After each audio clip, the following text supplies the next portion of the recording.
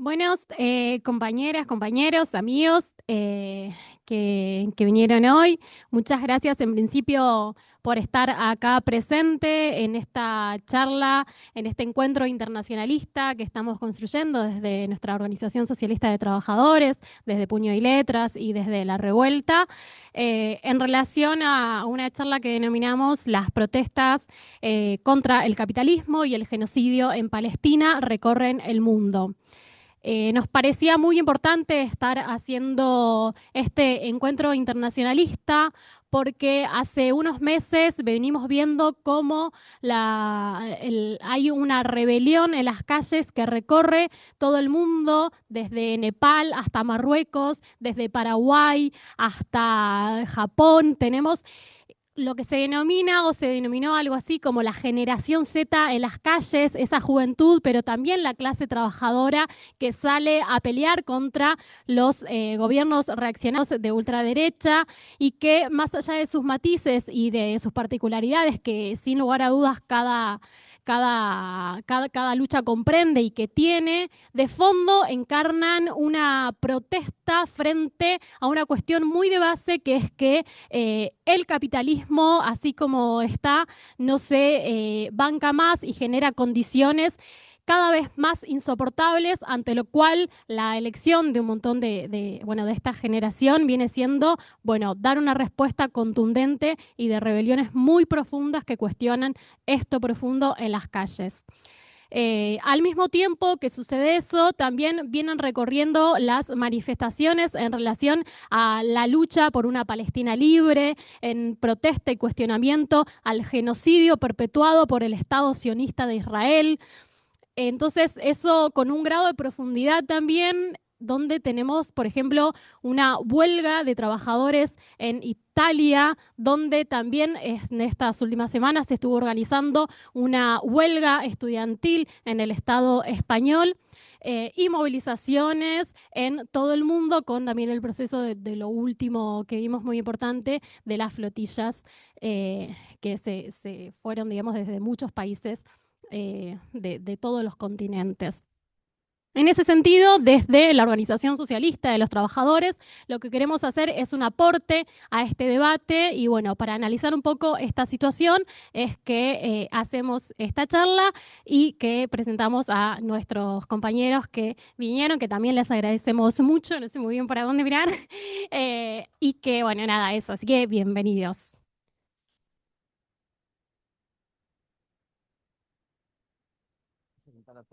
Sí. Paso a presentar el panel de este encuentro internacionalista. Por un lado se encuentra Rubén Osuna de ISAR, que es izquierda anticapitalista revolucionaria, que es militante de ISAR en el Estado español. Por otro lado, tenemos a Celso Saavedra, que es del Comité Ejecutivo del NPA, del nuevo Partido Revolucionario, el NPA Revolucionario.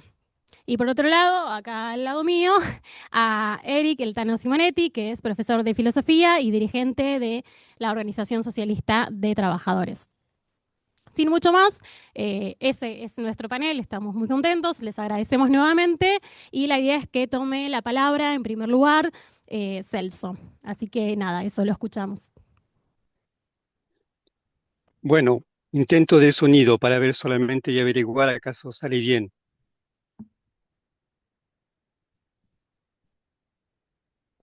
Sí, sí, ahí se escucha bien, Mu- nos ve. Muchas gracias, compañeros.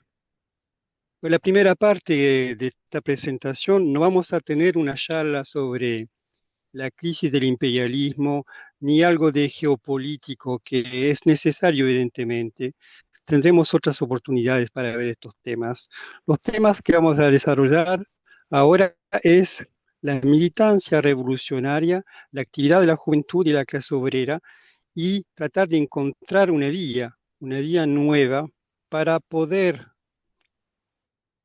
crear una nueva tradición revolucionaria. Y nosotros pensamos que hay oportunidades en una situación que es muy difícil. Pero desde algunos meses vemos un proceso que es muy interesante, que es frágil, que tenemos que estudiar, tenemos que comprender de la crisis de emergencia de China y evidentemente con toda una recomposición de clases, de balance de poderes que son muy importantes. El tema de la guerra, una guerra internacional, una generalización de guerras regionales. Evidentemente estará el tema que Rubén va a tomar de la cuestión de Palestina y de ese tema estamos viendo que está emergiendo una generación palestina que está rechazando el genocidio hoy día. Entonces, es una situación que es muy difícil, pero que también presenta oportunidades. Voy a presentar solamente 3 puntos en los 15 minutos que tenemos para que ustedes tengan algunos elementos. El elemento principal que emerge en esta situación es la aparición en el escenario político de la juventud. La juventud aparece en Nepal, aparece en Marruecos y en varios países como un elemento fundamental y tenemos que comprender cuál es el mecanismo. El mecanismo es complejo y simple. Complejo porque hay experiencias políticas nuevas de la juventud y la pelea política combina elementos que tienen tareas sociales, son tareas políticas, democráticas. Y para nosotros, trotskistas, evidentemente, está el tema de la articulación de estas tareas democráticas y revolucionarias. Es el tema central de la revolución permanente. Eso significa para nosotros algo de muy que es decisivo lanzar la perspectiva de una reconstrucción de tendencias de un marco de un proceso con planes sociales, ausencia de perspectiva y con un punto común es una juventud diplomada, proletaria, educada, con tradición de luchas contra gobiernos a veces muy duros, pero sin organización política revolucionaria suficientemente importante para dar un impulso. Evidentemente eso representa un problema, pero también da oportunidades. Le voy a tomar algunos ejemplos, algunos bien claros, del carácter de la situación. En Nepal, la protesta fue tan violenta que el derrocamiento del gobierno, y eso casi parece un chiste, dirigido por marxistas-leninistas, eso para bromear un poco a los compañeros chinos que ustedes tienen también en Argentina, es el tema de una oposición popular de la juventud para poder impulsar un movimiento que no solamente un movimiento de la juventud, pero que es un movimiento mucho más amplio, con una clase obrera también poco organizada, pero con tradiciones de lucha, y la juventud tuvo un rol decisivo. El gobierno cayó en casi 4 horas, pero lo que pasó es que esa caída de gobierno no abrió una situación de contrapoder, de doble poder. No hay perspectiva hoy día de autoorganización de la juventud, pero hubo una elección muy importante y esa elección va mucho más lejos que Nepal.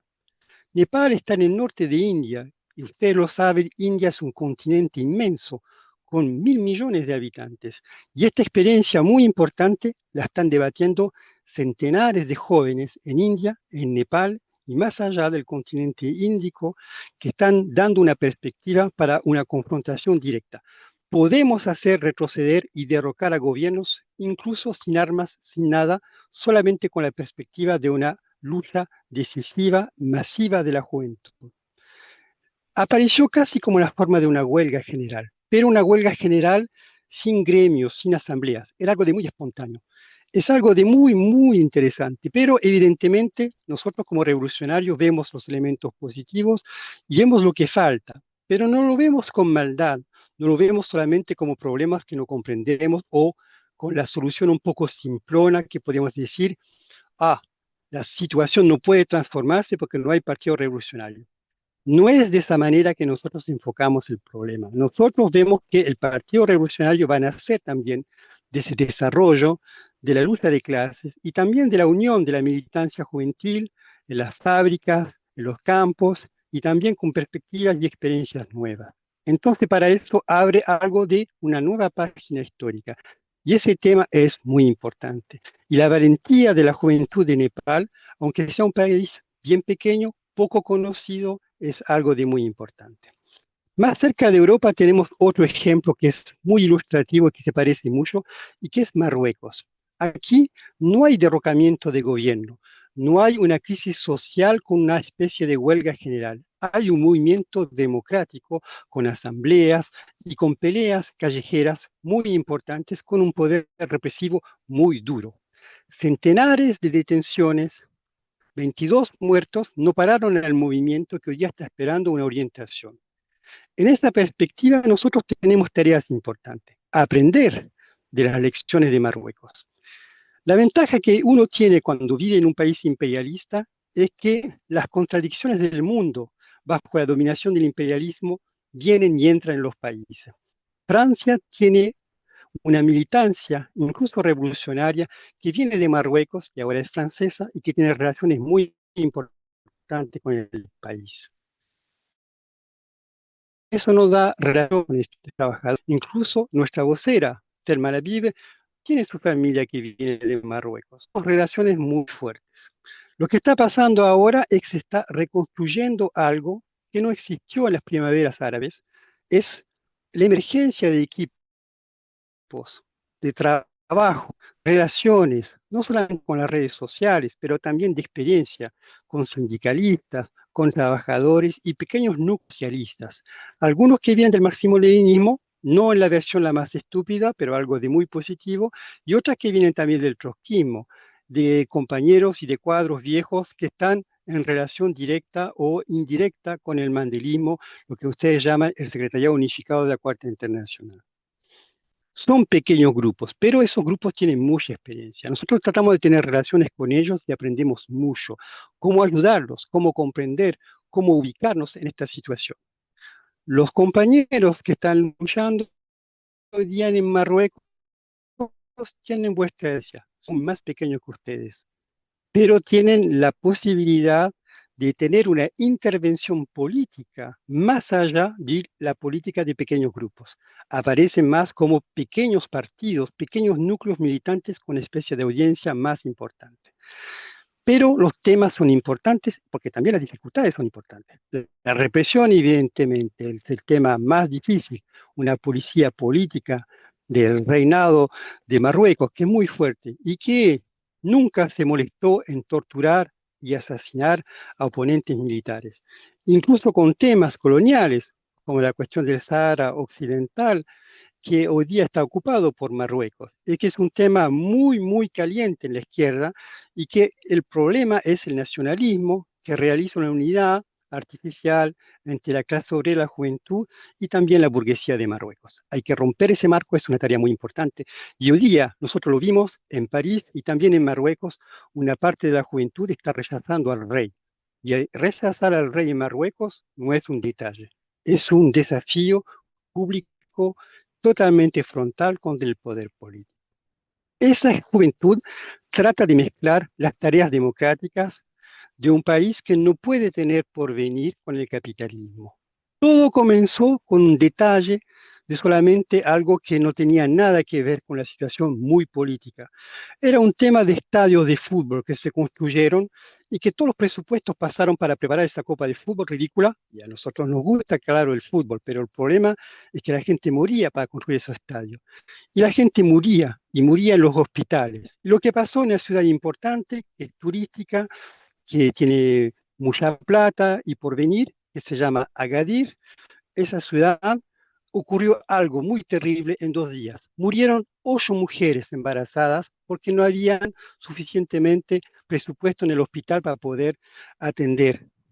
Entonces eso provocó una bronca explosiva en todo el país, con manifestaciones y enfrentamientos muy difíciles con la policía. ¿Qué es lo que pide esa juventud? Lo que pide es justicia social. Lo que pide es hacer pagar a los ricos, hacer orientación nueva de la economía y algo que, claro, no es la revolución, es solamente queremos democratizar este mundo que no comparte nada. Ese punto es muy importante porque evidentemente nosotros vemos limitaciones. pero también tiene un punto algo de más grande que eso. Significa que el capitalismo en Marruecos, en Francia y en otros países, evidentemente en Argentina, ese tema de tenemos que encontrar y hacer pagar los responsables, pone por la primera vez de hace mucho tiempo y a nivel internacional con capas enormes la idea del control, el control de la clase obrera sobre la economía. Es poca cosa, pero es muy importante para el paso que tenemos que hacer nosotros como organizaciones revolucionarias y nosotros tenemos que meter en ese tema. Lo que está ocurriendo aquí en Francia, y terminaré con ese ejemplo, le va a dar algunos elementos que en parte son parecidos a lo que están viviendo ustedes en Argentina. Nosotros tenemos un gobierno de derecha, muy de derecha, y aquí lo que está empujando políticamente, electoralmente, es la extrema derecha fascistoide. Algo que no es tan ridículo como Milei, pero que se parece mucho a lo que está proponiendo en Italia Meloni, que es un poder reaccionario, patronal, compatible con el marco de la Unión Europea, pero sobre todo algo que sería una solución de estabilidad contra los sindicatos, la libertad de los estudiantes, contra los migrantes y la diversidad. Un tema muy reaccionario. Pero lo que está pasando aquí en Francia es que ocurren huelgas y protestas importantes.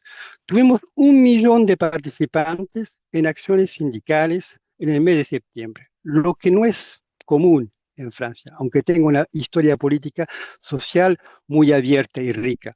Pero lo que está pasando es que esto tiene un choque, y este choque es una crisis institucional. La burguesía tiene un problema. Entonces tuvimos un gobierno que cayó y otro que cayó. Y tuvimos otro que duró solamente 14 horas. 14 horas. Y ahora tenemos otro gobierno que ni siquiera conformó tener un equipo completo y no tiene ninguna perspectiva y seguramente va a caer. Entonces nosotros nos decimos que hay una crisis política. Por el instante es una crisis institucional, pero estamos a 2 dedos de una crisis política que es muy seria. ¿Y por qué lo decimos? No solamente porque no somos unos brujos y tratamos de adivinar el futuro. No, no es especulación. Tenemos una crisis social que es muy fuerte. Francia es un país imperialista, claro, pero hay más de 9 millones de gente que está en una situación de pobreza. Hay una polarización muy fuerte social. Gente con mucha plata. Un balance del gobierno de Macron es que es el cuarto país en el mundo a producir millonarios, pero tenemos gente vieja que no puede curarse, tenemos un problema del fracaso de la educación nacional, tenemos un montón de cosas que se están derrumbando. Entonces, un derrumbo social lento, pero visible. Mucha riqueza por un lado, mucha injusticia por el otro. Una parte de la juventud se está politizando. Por el instante es a los márgenes, pero para pequeñas organizaciones como nosotros vemos que está toda una serie de capas nuevas, incluso en los liceos, sector secundario, que la juventud realmente joven hace una articulación entre lo que pasa en Palestina, lo que pasa con el capitalismo, y decir que tenemos que cambiar esto. Los límites del capitalismo, aunque no tengamos soluciones que no aparezcan, ahora es una tarea muy grande. Las ideas socialistas aparecen como algo de muy importante. Un pequeño ejemplo solamente terminando esta corta presentación, y antes de ver las preguntas y la presentación de Rubin y de Eric. Tenemos que ver que, por ejemplo, estamos haciendo una charla, por eso que estoy hablando de un auto, yo en Angers, que es una pequeña ciudad cerca de mi ciudad, de mi regional, que está en Nantes, junto al Atlántico, en Francia. Hicimos una fiesta con un grupo de compañeros y son 80, son 80. El grupo de compañeros son muy pocos, pero el promedio de edad es de 22 años. Es poca cosa, claro, pero para ustedes, ustedes lo saben, organizar una charla con 80 jóvenes de 22 años que se quedan todo un día para 2 presentaciones, que comen, que vienen para una fiesta, es algo de muy importante organizar. Son detalles, pero eso lo vemos por todos lados en este país, pequeños éxitos políticos que no es solamente construir un pequeño grupo como nuestro grupo, el MPAR, pero sobre todo dice que la juventud quiere aprender, está buscando ideas y para eso es una perspectiva muy importante. Y por eso, compañeros, esta charla es importante porque va a ser la primera de una serie de charlas, de debates, intercambios y de experiencias. Para mí, entonces, esta presentación muy rápida, evidentemente, que va a abrir muchas preguntas, y ahora dejo al compañero del Estado español responder y desarrollar otros puntos muy calientes de la situación.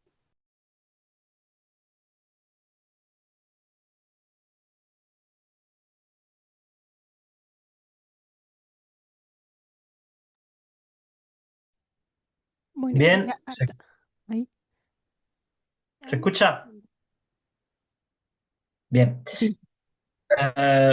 Bueno, en primer lugar, agradecer la invitación en nombre de mi organización. Nosotros, la verdad es que nos hace especial ilusión poder estar en este debate, este acto con ustedes y evidentemente os hemos devuelto la invitación, ¿no? para dentro de unos días. A ver, evidentemente, yo en 15 minutos son muchas cosas que me gustaría tratar. Si hiciera un repaso de todos los crímenes de Israel desde el 7 de octubre de 2023, pues en realidad se nos quedaríamos cortos. Sí que algunos elementos, algunas cifras creo que son muy significativas de al final lo que estamos viendo, un genocidio televisado en directo, es decir, que ya deja 65.000 muertos, 20.000 de ellos son niños, donde hay medio millón de desplazados, donde 50.000 niños están en estado de desnutrición aguda, el 90% de la población de Gaza no tiene acceso al agua potable. En realidad vemos una situación donde Cisjordania prácticamente, en gran parte de ella, ha sido anexionada por Israel, donde Israel en su bombardeo ha llegado atacar a otros 5 países, ¿no? A 6 países en total del Próximo Oriente, bombardeo. Y bueno, un poco ahora que estamos empezando el curso, tanto académico como político en Europa, eh, bueno, pues 375.000 estudiantes palestinos no podrán ir a clase, porque el 80% de las escuelas e institutos han sido destruidos, el 100% de sus universidades, unido al 95% de los hospitales. Es decir, una situación de devastación, de destrucción, de barbarie, que yo creo que es fruto y producto de este sistema capitalista, toda sin caretas, ¿no? Sin ningún tipo de cortapisa. Y bueno, lo último, el elemento más de actualidad, evidentemente, es el acuerdo de Trump, ese acuerdo de la vergüenza, que ha sido aceptado, evidentemente, por Israel, pero también por Fatah y por Hamas. Un acuerdo de la vergüenza porque en realidad eh, tiene muchos elementos, yo comentaré algunos. Es la cuestión, primero, por ejemplo, Hamas se compromete a devolver todos los rehenes, pero la cuestión de los presos palestinos queda abierta, no hay. Israel plantea que se retirará de la zona ocupada en varias fases, aunque en realidad no hay plazos, no hay nada, es decir, y se supone que hay un alto el fuego, pero está habiendo durante el último día bombardeos de nuevo, o sea, poco de alto el fuego. Y lo que sí que van a sustituir ese ejército de Israel progresivamente será por una fuerza internacional de ocupación, en realidad, con la participación de países árabes. Ahí vemos evidentemente que la cuestión al final de clase pesa mucho más que los elementos nacionales, lingüísticos, religiosos, etcétera, etcétera. La idea de Estados Unidos en realidad es que ese ejército tenga una gran parte de composición pues, de Egipto, de Jordania, de Arabia Saudita, Qatar, Turquía, pero que esté liderado tanto por Estados Unidos como por Israel.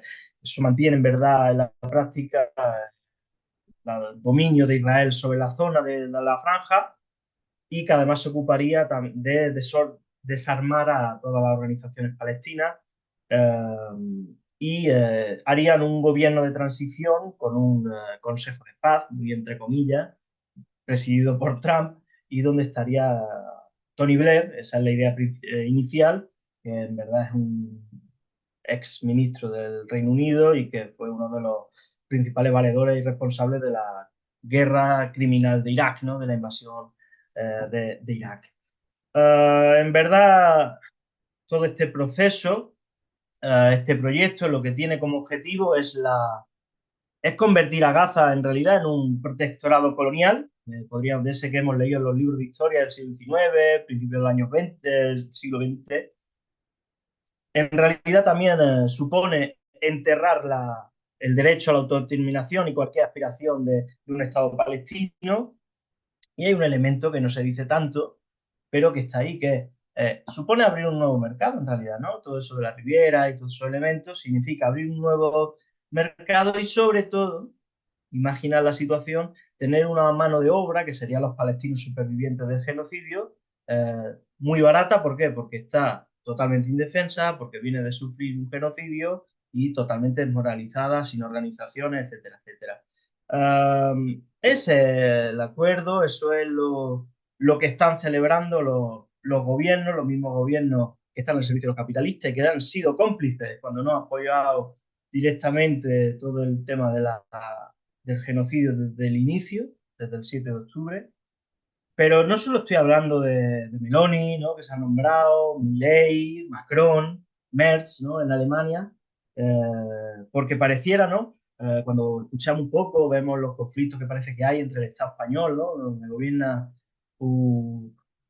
una coalición progresista de nombre, pero imperialista de actos, que parece que son los grandes enemigos de Netanyahu, ¿no? Es decir, el gobierno de Pedro Sánchez. Me permitiréis que comente algunas cuestiones del Estado español, porque me parece que son interesantes para entender un poco cuando nosotros vemos y planteamos que pues, desde las instituciones burguesas no existe solución al genocidio, inclusive pues, cuando están gobernadas por partidos que se dicen de izquierda.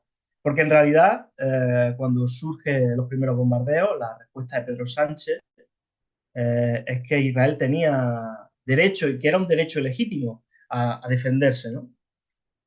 Porque uno que fue ministro suyo de Exteriores en la anterior legislatura y que ahora pues, lo tienen ahí colocado en la Unión Europea como representante, Josep Borrell, que es un tío que lleva toda la vida viviendo de la política, lo que dijo fue, lo que ocurrió en la frontera entre Gaza e Israel por parte de Hamas tiene que considerarse un crimen de guerra, pero lo que está ocurriendo en Gaza por parte de Israel tiene que ser analizado según el derecho internacional. Como vemos aquí ya no es ni equidistancia, lo que hay es evidentemente un apoyo total al gobierno de Netanyahu. ¿Qué es lo que pasa? ¿Por qué hay un cambio entonces entre esa posición inicial de Pedro Sánchez y las posiciones que hoy en día parece que defiende? En realidad son las fuertes protestas que hay en el Estado español desde el inicio. Estudiantes, los estibadores en el puerto de Barcelona, luego comentaré un poquito más, y sobre todo grandes manifestaciones continuamente obligan al gobierno a tener que posicionarse al aparentar ser críticos con Israel. En verdad, su solución para salvar un poco, salir del paso, es la propuesta de los dos estados. En realidad, ¿qué significa proponer que haya dos estados? Pues es legitimar el Estado sionista y colonial de Israel, ¿no? Pero lo que tendrán claro siempre es que no entrarán en el problema de fondo, es decir, ni se comentarán lo que es la colonización por parte de Israel, la masacre que llevan no solo de ahora, sino de hace 70 años, y por supuesto obviarán un poco el apoyo y tanto diplomático como financiero que se hace a los genocidas. De hecho, hay un ejemplo que es muy esclarecedor. Es decir, el mismo día hace Pedro Sánchez unas declaraciones muy vitoreadas por parte de la izquierda institucional, reformista de nuestro país, en el que pues, critica un poco la matanza indiscriminada de civiles, de niños y todo eso. Pero se sabe que ese mismo día que está haciendo esas declaraciones, el ministro del Ministerio de Defensa hace un acuerdo con una empresa filial de una empresa de armas israelí por valor de 290 millones, los que compra 1.680 cohetes Spike LR2, que su garantía es que estaban probados en el campo, es decir, estaban siendo probados para exterminar Palestina. Esa en verdad es la hipocresía de este gobierno. No es nueva, lo ha dicho Celso un poco al comentar la situación de Marruecos. Este gobierno es especialista en apoyar de palabra y en lo hecho traicionar a los pueblos oprimidos. Aquí la cuestión, por ejemplo, con el Sáhara Occidental, todo el movimiento de liberación saharaui, considera a Pedro Sánchez que los traicionó porque apoyó y aceptó la colonización, el dominio marroquí. Y ese es un poco el modo operandi. Discursos diplomáticos, humanistas, humanitarios, equidistancia en los conflictos, como que hay dos partes enfrentadas, bueno, hay que intentar llegar a un acuerdo y, por supuesto, luego hacer todo lo posible para que los negocios, los miles de euros, millones de euros, perdón, se mantengan. Millones de euros, millones de dólares, tanto da. De hecho, ahora mismo se establece que empezó los bombardeos en Palestina, nuestro gobierno, el gobierno de los capitalistas, ha hecho por lo menos 46 contratos con Israel en torno a una cifra superior por valor de los 1.000 millones de dólares, ¿no? De euros.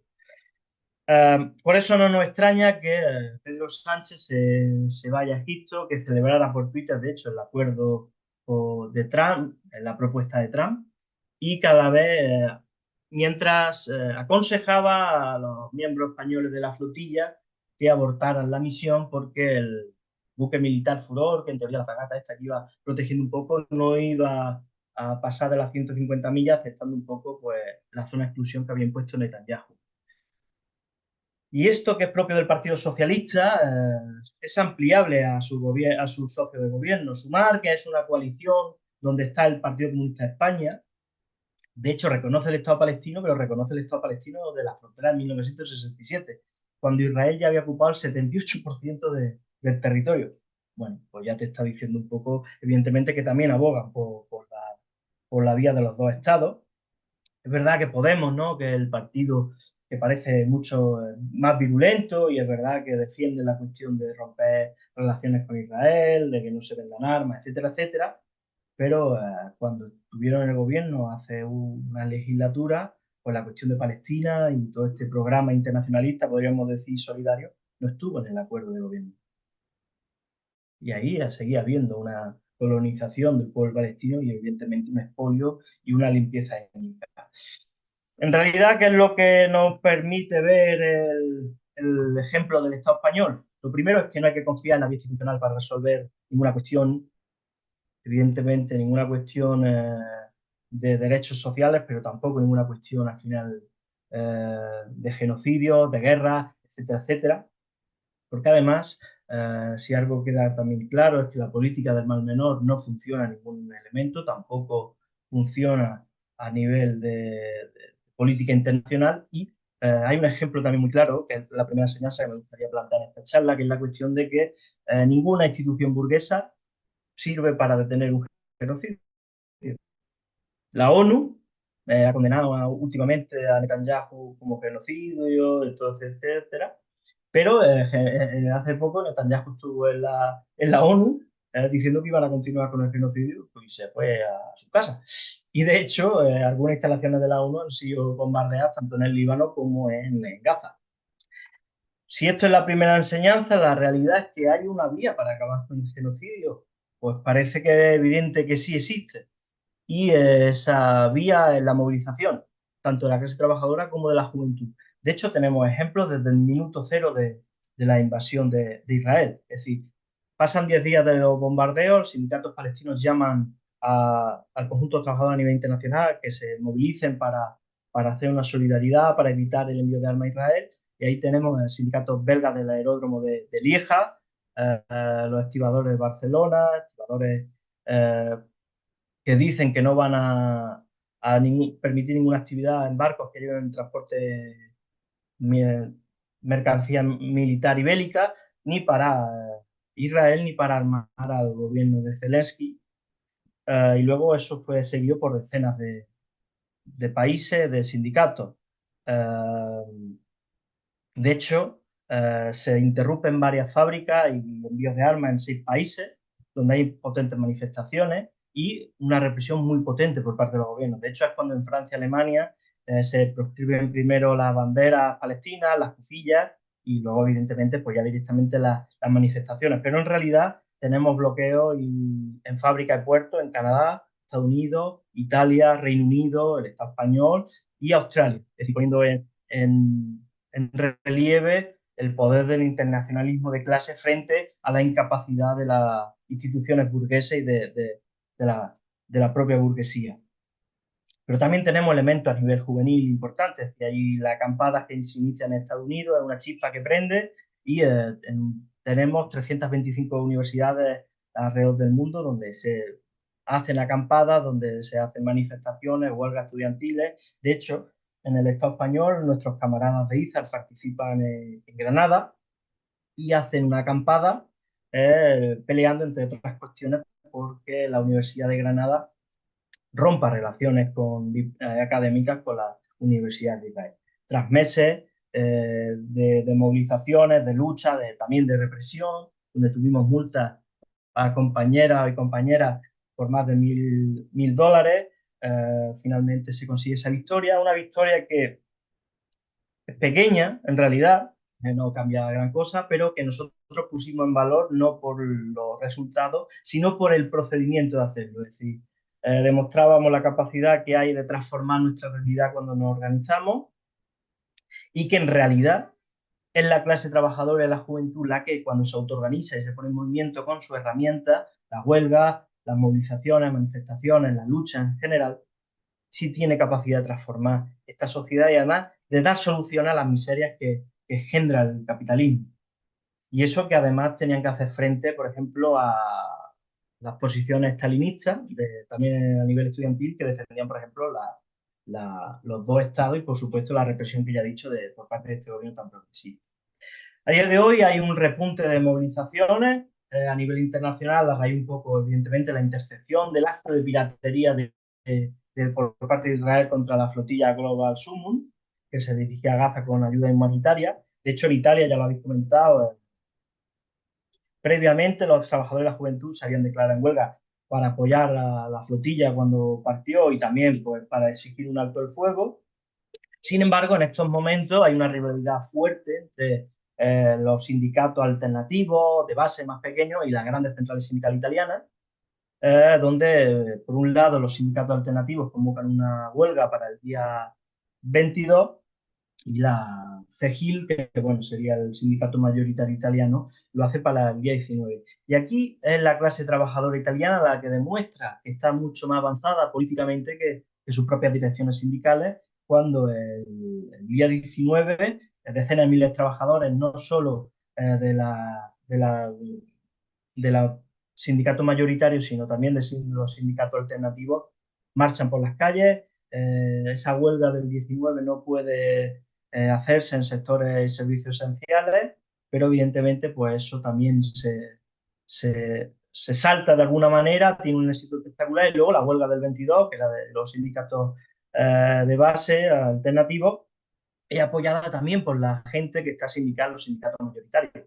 Entonces, un éxito enorme, una movilización, unas manifestaciones brutales, y claro, con el comentario con la frase de si ellos bloquean la flotilla, nosotros bloqueamos Italia, ¿no? Entonces, eso está muy extendido a los trabajadores, la juventud, las movilizaciones, el hermanamiento en realidad que hay entre sindicalistas y todo eso va a obligar al sindicato mayoritario a ceder y a sumarse a una nueva convocatoria ya cuando se intercepta la flotilla para el día 3 de octubre, que tenemos bueno, en realidad el propio sindicato mayoritario dice que en la jornada del 3 de octubre tuvo unos 2 millones de manifestantes partidos en importantes ciudades de todo el país italiano.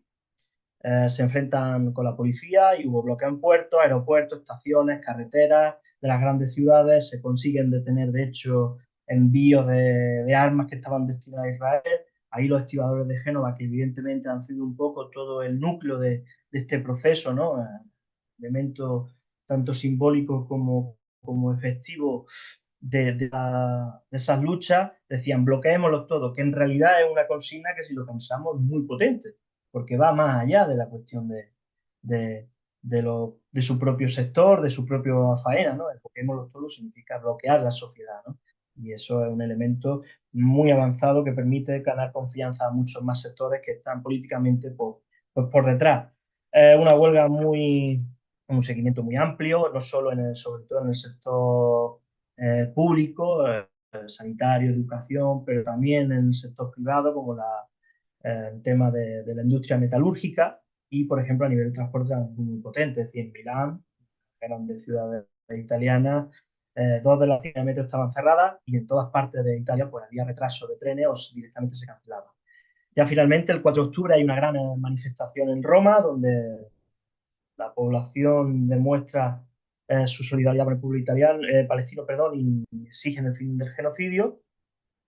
O, por ejemplo, en el Estado español, ¿no? Que también ha vivido un repunte de las movilizaciones. Nosotros aquí un poquito antes, en realidad, con la Vuelta Ciclista, una de las grandes eventos deportivos del ciclismo a nivel internacional, por la participación de un equipo abiertamente sionista, donde además tenemos movilizaciones en todas las zonas donde iba pasando el recorrido ciclista. En Madrid, por ejemplo, aquí tuvimos unas 130.000 manifestantes en las calles ese día, donde impidimos que se pudiera acabar la carrera, donde no hubo podio, etcétera, etcétera.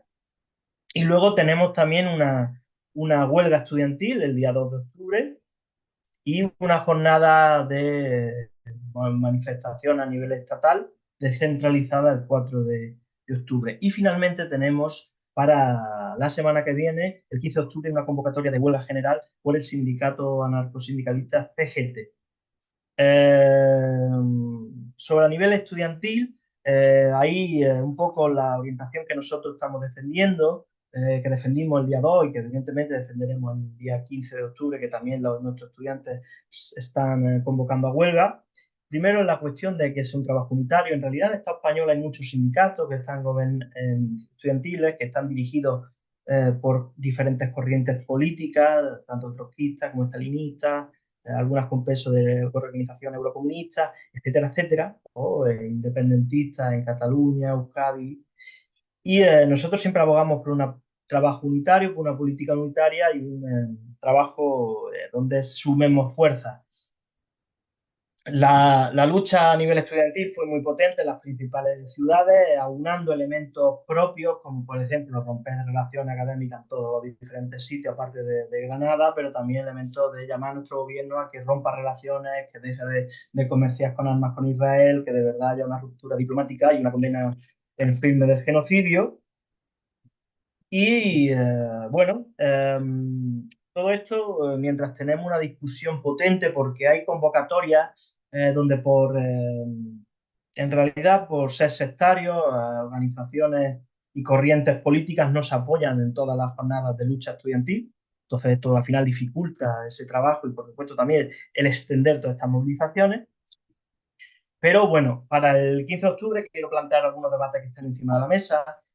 Incluso sindicatos más alternativos, minoritarios, no están todos ahora mismo con la consigna de la huelga general. Hay un debate abierto en los que hablan de forma de lucha. En realidad, se da dos cosas.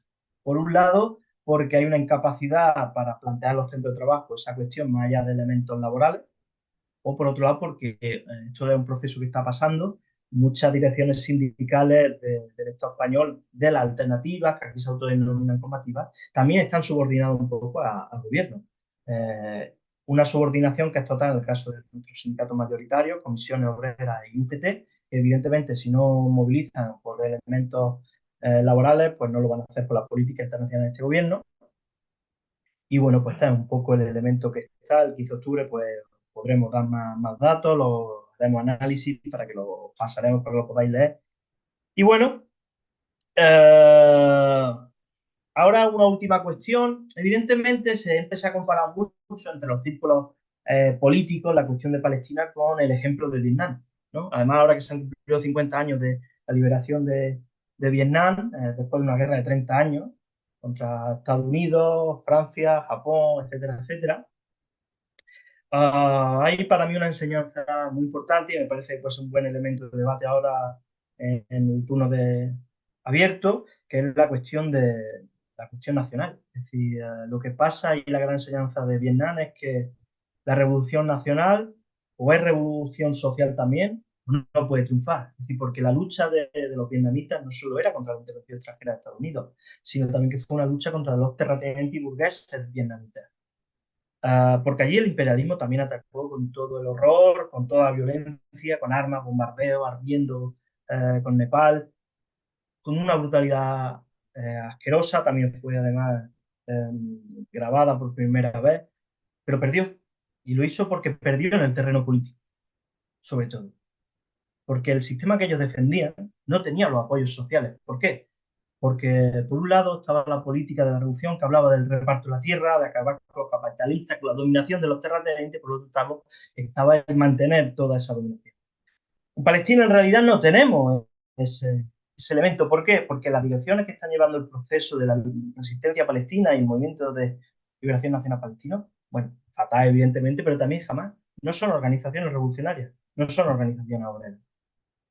Jamás es un partido político que está en la zona de la Franja de Gaza y que su política es la de estar en contra con los intereses de la clase trabajadora palestina, que además cuando ha habido movilizaciones estudiantiles y también de trabajadores, tiene una política muy reaccionaria, una represión muy fuerte y que en realidad, bueno, ahora se ve muy claro porque con el apoyo al acuerdo de Trump, pero una organización que en realidad en la situación previa al 7 de octubre de 2023 es la que le conviene en realidad, porque es la que le permite mantenerse en el poder, en realidad, una situación estable, de miseria, donde además ellos gestionan los dineros que vienen por parte de otros países árabes, pero que evidentemente tienen la obligación de cada poco, y eso es lo que pasó un poco también cada 7 de octubre, de erigirse como la gran resistencia contra el sionismo de Israel, que evidentemente es quien es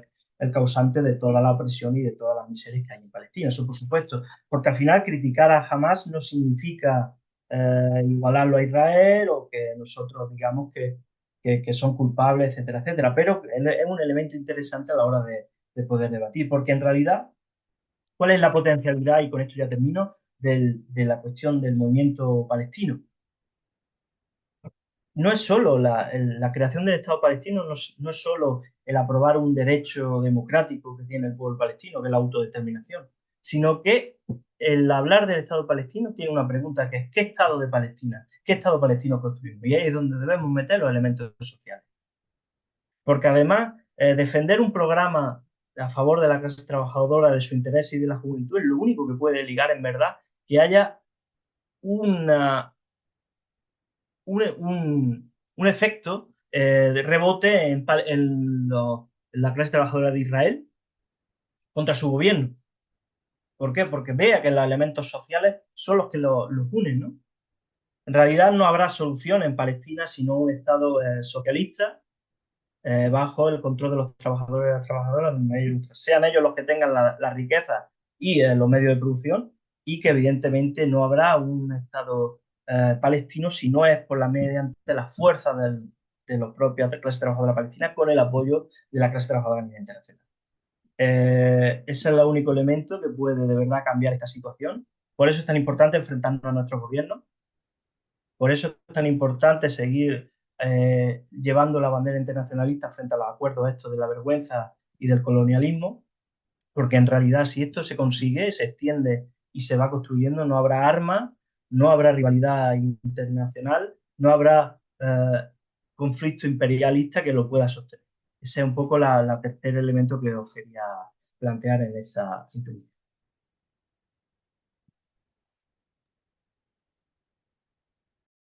Bueno, esto está apagado, ¿no? Bueno, ahí, ¿se escucha ahí?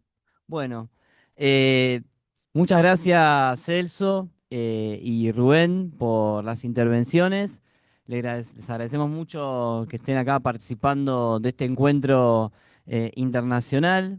Eh, es muy interesante para nosotros poder escuchar las colaboraciones, los análisis y cómo se están dando los debates políticos en este momento allí en Europa, que, bueno, en ambos países, tanto en Francia como en España, vienen de movilizaciones muy masivas y de debates muy importantes que hacen al conjunto de la situación internacional. Así que la verdad que gracias por el aporte, eh, lo valoramos mucho y yo quería tratar de hacer como contribuir también un poco al análisis de la situación internacional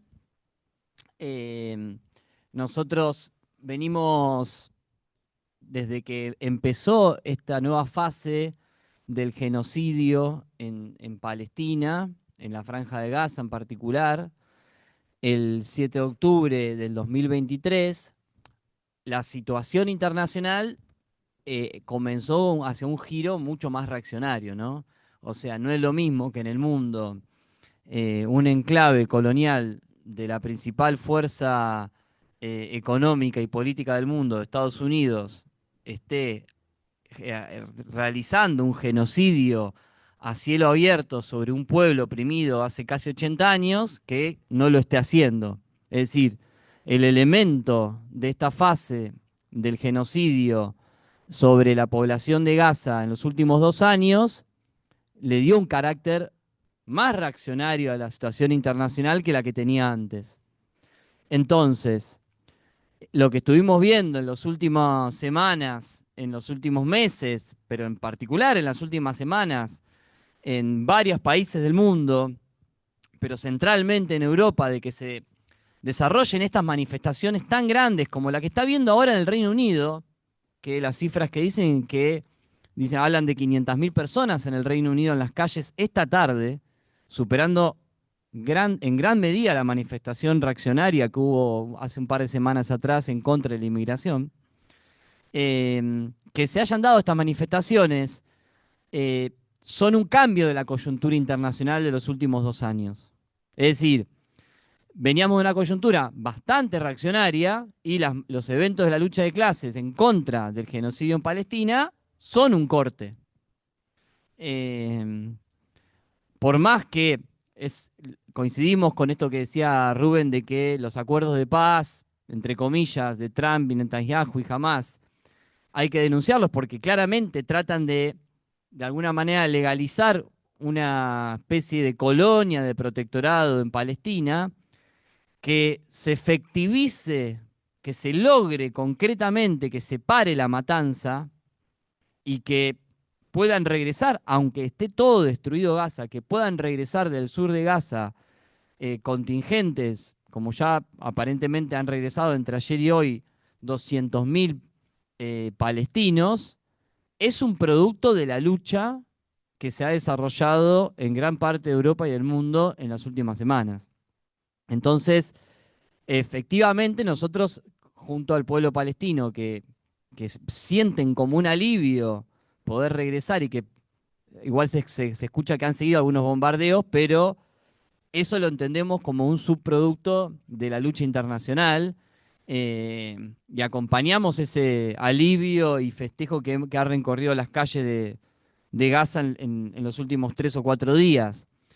Al mismo tiempo, claro, el gobierno de Trump y de Israel y los países árabes van a intentar ahora legalizar una suerte de colonia y por eso nosotros denunciamos este intento, ¿no?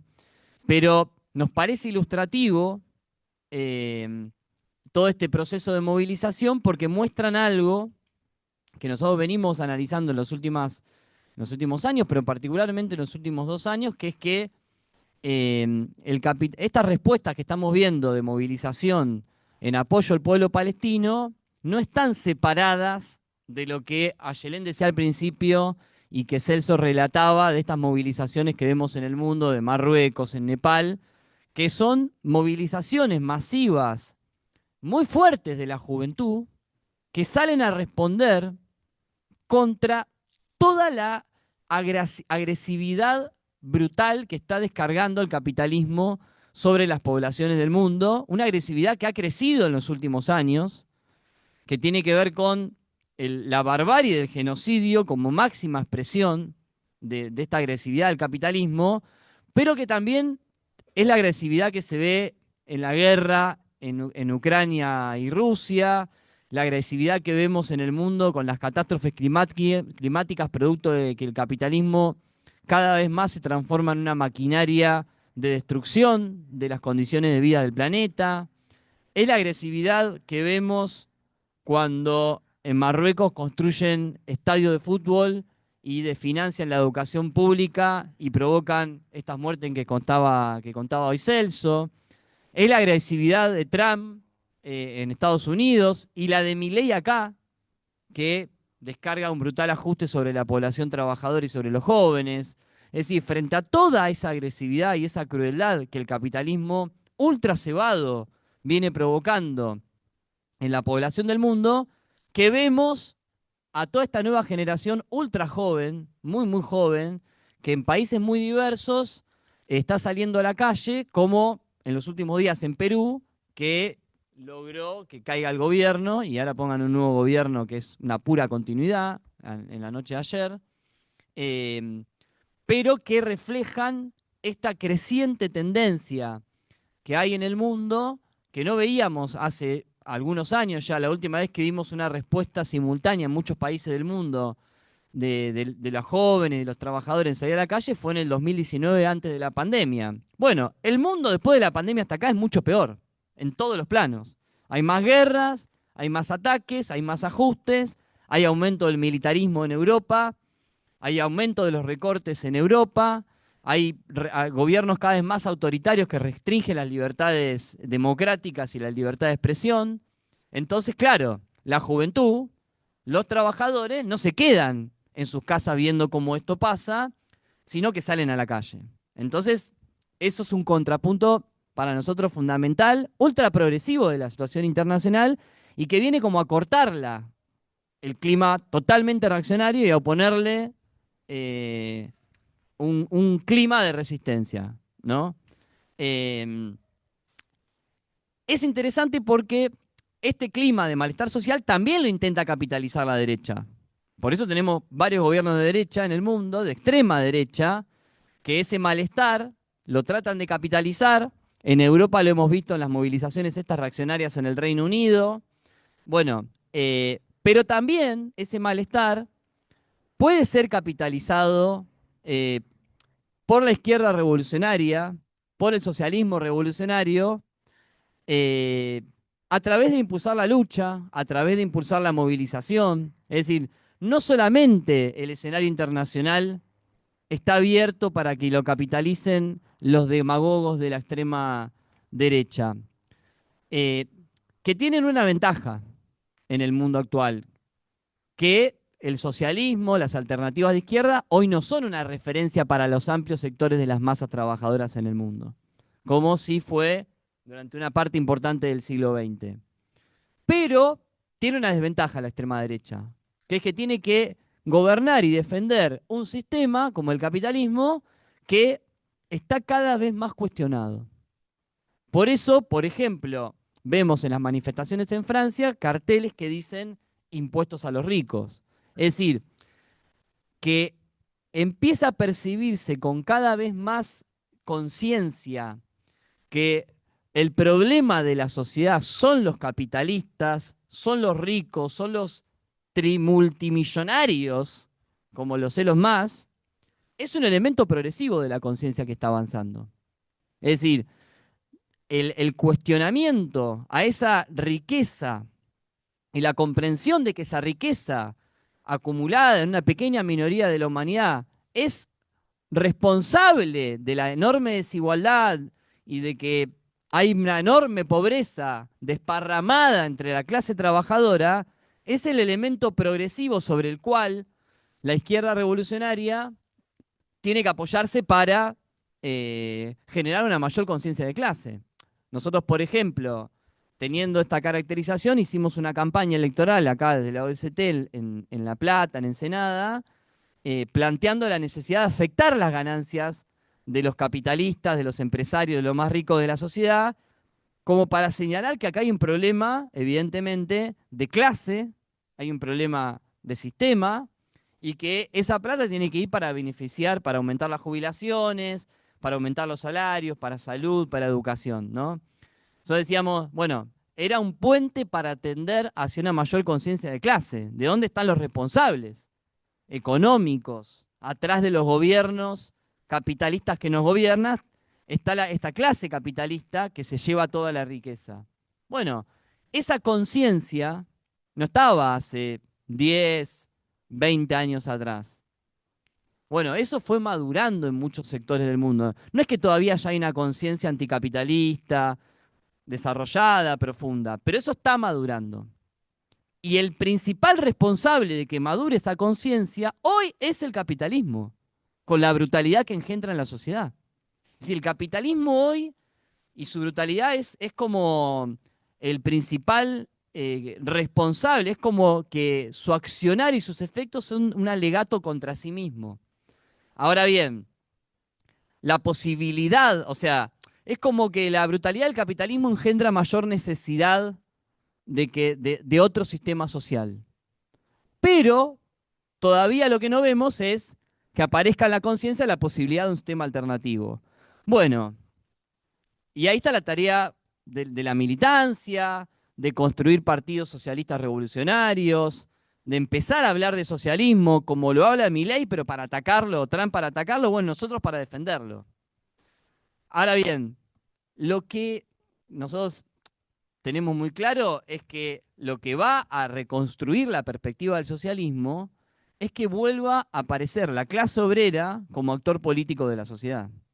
Y lo que estuvo pasando en Italia y lo que está pasando en estos días en Italia son eventos históricos que hoy recién los vemos y que no están desarrollados, pero que son centrales para eso. Porque que los portuarios de, bueno, de Génova, de Rávena, de los puertos de Italia, hayan decidido para seleccionar los cargamentos que enviaban armas para hacer el genocidio en Gaza, que hayan tomado esa decisión política, tiene que ver con que ahí hay un avance en la conciencia muy profundo y fue visto por toda la población italiana y por la clase obrera italiana. ¿Qué cosa fue vista?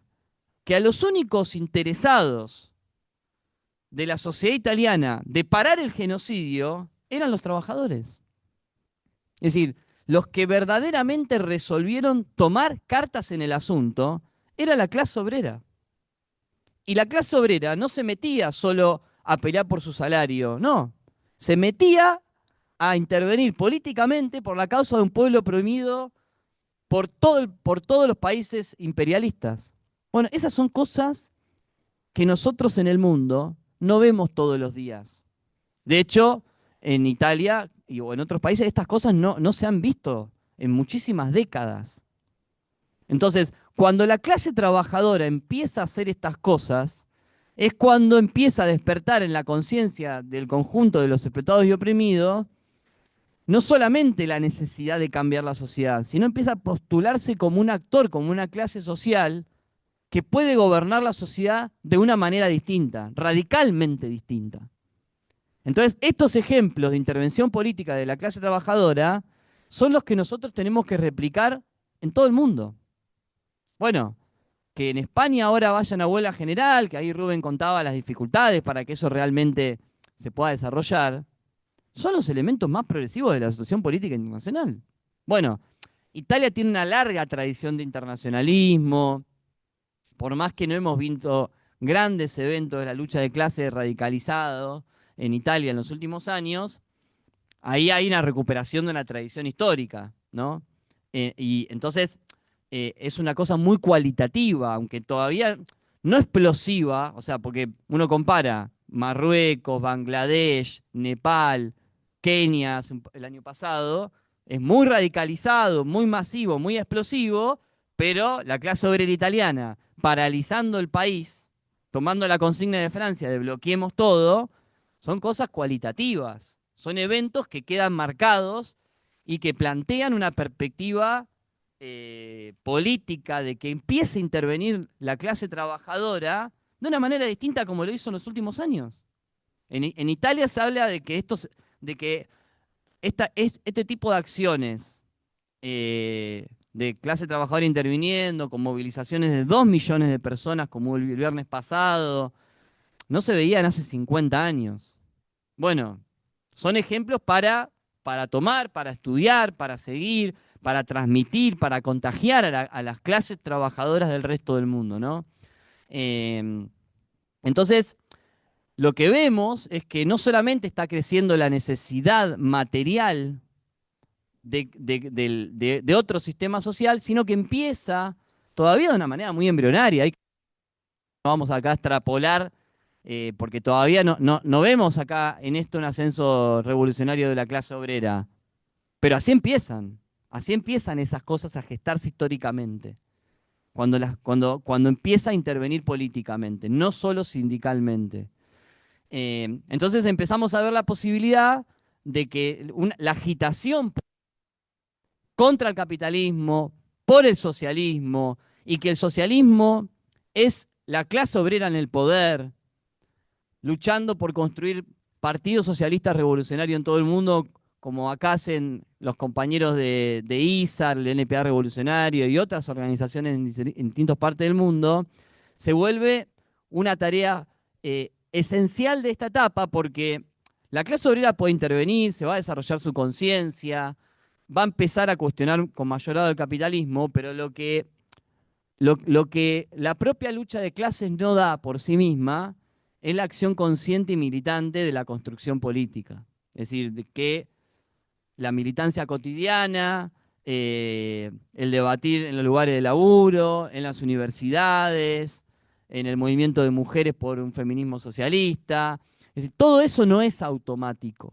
Requiere de la militancia cotidiana, como también no es automático el volver a construir una internacional socialista revolucionaria, uno de los grandes déficits de la actualidad, la reconstrucción de una cuarta internacional o de una nueva internacional, o de un espacio que pueda juntar a nivel internacional a los revolucionarios. Bueno, por eso es que este año viajamos a la conferencia de país, nos invitaron los compañeros del NPA Revolucionarios, por eso estamos haciendo este evento junto con los compañeros, para poder, a través de estos intercambios de debates, de caracterizaciones, y pudiendo componer en la conciencia análisis más completos, y ir pudiendo avanzar en coordinaciones que no es tan fácil, en las coordinaciones a nivel internacional, pero son pasos que son muy necesarios ir dando, y que, bueno, evidentemente que la clase trabajadora, los movimientos de lucha de la juventud estén cada vez más activos y veamos este cuestionamiento que hay al capitalismo, cómo va creciendo, son como puntos de apoyo para poder construir organizaciones en todo el mundo y también puntos de apoyo para poder avanzar en mayores grados de coordinación, de unidad, de intercambio entre distintas organizaciones socialistas, revolucionarias del mundo. Así que nos parece que nosotros en la Argentina, y con esto cierro, tenemos una tarea muy grande en el presente porque tenemos un gobierno reaccionario, ultra reaccionario, que fue salvado literalmente de caer por el gobierno de los Estados Unidos, el mismo gobierno que apoya el genocidio junto con Netanyahu en Israel contra el pueblo palestino. O sea, tenemos un enemigo muy grande, un enemigo que no es solo Milei, sino Trump, a través de este pacto de sometimiento colonial, efectivamente, porque así hay que llamarlo, que está haciendo Trump con Milei. Y tenemos una tarea enorme, por lo tanto, de enfrentar a este gobierno y sus políticas. En el medio de una situación que es de muchísima crisis, el gobierno viene de una paliza electoral y probablemente tenga otra en las próximas semanas. Y por lo tanto en Argentina tenemos una tarea muy grande que es sacarnos encima un gobierno reaccionario como el que tenemos y al calor de eso ir construyendo una alternativa socialista, revolucionaria, que verdaderamente plantee una solución de fondo a los problemas del país y que no sea, como lo hemos visto lamentablemente en las campañas electorales de otros sectores de la izquierda, totalmente vaciada de contenido político. Es decir, la izquierda necesita volver a hablar de un programa de los trabajadores, de un cuestionamiento al capitalismo, del gobierno de los trabajadores, del socialismo, para que permita hacer esto que decíamos antes, ¿no? Volver a colocar ante el cuestionamiento creciente del capitalismo, la necesidad de una alternativa socialista, la necesidad de un nuevo horizonte para la clase trabajadora y para los explotados y oprimidos. Así que con esto, compañeros, vamos cerrando y abrimos ahora una ronda de intercambio, de intervenciones, de preguntas, particularmente para los compañeros que están ahí en el Estado español y en Francia, que seguramente han dejado muchas inquietudes. Bueno, muchas gracias.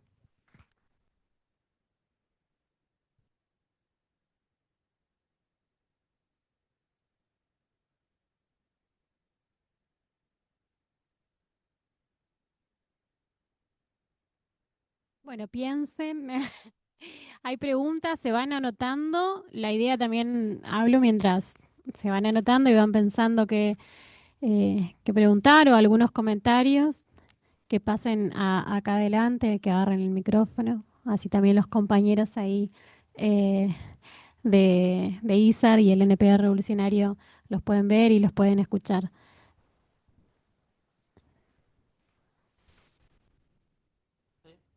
Julián. Vení de este lado. Vení de ese lado para que se te vea. Bueno. En primer lugar, voy a saludar a los compañeros. Bueno, yo soy Julián, soy militante de la Revuelta, de la OST, estudiante de la Facultad de Humanidades. No, eso, en primer lugar, saludar a los compañeros de ISAR y del NP Revolucionario por participar en la actividad. Y un poco, bueno, la inquietud o la pregunta era, en el sentido de esto que estábamos hablando, ¿no? Del internacionalismo y de cómo se expresa, ¿no? En los diferentes países estas peleas, particularmente en Argentina. Bueno, estuvimos el último tiempo como muy pendientes y atentos de lo que estaba pasando con el genocidio, particularmente con las protestas en Europa, alrededor de la flotilla. Y bueno, a mí particularmente y a los compañeros con los que estuve hablando nos llamaba mucho la atención cómo se daba o cómo sería, digamos, el proceso político alrededor de la huelga de Italia, ¿no? A favor, digamos, de Palestina y la flotilla. Y en ese marco, bueno, acá en Argentina, todo lo que tiene que ver con las movilizaciones por Palestina cuesta un poco más, tanto por el peso político que tiene el sionismo en el país, que está infiltrado en todos los partidos. De hecho, bueno, esta semana tuvimos una discusión fuerte con Patria Grande, ¿no? Una corriente del reformismo que solía ser de izquierda, que solía reivindicar a Hugo Chávez y a todo ese proceso, y hoy levanta la política que decimos de los dos demonios, ¿no? La teoría de los dos demonios, igualando a Israel con la resistencia palestina, y en ese marco, ¿no? También la reivindicación de los dos estados. Y en esa discusión con esta corriente, bueno, nos damos cuenta que acá en Argentina nuestra pelea, digamos, por la de Palestina todavía es muy incipiente. Venimos de una marcha importante el martes pasado, pero bueno, como que lo que veíamos es que en Europa la pelea por Palestina tiene un carácter más concreto y por ahí más de discusiones son más tácticas, ¿no? Bueno, cómo efectivamente afectamos a la entidad sionista en lo material, ¿no? Con estos bloqueos. Y un poco la pregunta y por la inquietud de los compañeros es, bueno, ¿cómo sean por esos debates con otras corrientes? Sí mencionaban el estalinismo, que tiene esta política también de los dos estados. ¿Cómo se estas discusiones? Y bueno, ¿cuáles son por ahí las discusiones más finas por ahí para que los compañeros elaboren respecto a esto? ¿Qué hacer ante la complicidad de los estados y los gobiernos con el genocidio en Palestina? Y bueno, ¿qué tipo de discusiones se dan con organizaciones más ligadas al reformismo o incluso, bueno, el nacionalismo, ¿no? Cómo se expresa. Así que un poco eso nada más. Bien, buenísimo, Juli. Dale. Bien, la idea es hacer una ronda de intervenciones, por eso pedimos que se sigan anotando y después sobre el final de toda la ronda de preguntas le damos las palabras a los compañeros para que puedan responder, ¿sí? Bueno, Lucía, vayan levantando la mano en el proceso. Bueno, buenas, gracias por la charla, estuvo buenísima. Yo tenía una pregunta para cada uno, tanto para Celso como para Rubén. Por un lado, a Celso, ¿qué perspectivas y qué tareas se le abren a la izquierda en Francia frente a esta crisis institucional? Y también si nos puede contar un poco más, porque también nos queda un poco lejos de terminar de entender, ¿sí? No para que te explayes un montón, pero contarnos un poquito más cómo se conforma el gobierno, que acá en Argentina es distinto. Y además la dinámica también en Argentina estuvo movida, estuve leyendo como notas muy al pasar, pero no, tampoco me pude sentar mucho a leer y estudiar y también estaría muy para los compañeros. Y después a Rubén, o sea, me quedé pensando en lo que decía Celso sobre, bueno, hay una crisis en el gobierno de Macron que es de derecha y se viene asomando a la extrema derecha. Preguntarle también si en España empieza a aparecer una situación similar, ¿no? Nosotros acá conocemos a Vox, que es amigo de Milei, etcétera. Si también Vox empieza, ¿no? Como a proyectarse como partido de gobierno. Y después si también nos puedes contar un poco más sobre cómo se vienen preparando, cuáles son los debates sobre la huelga general que se aproxima en España, en el Estado español. Gracias.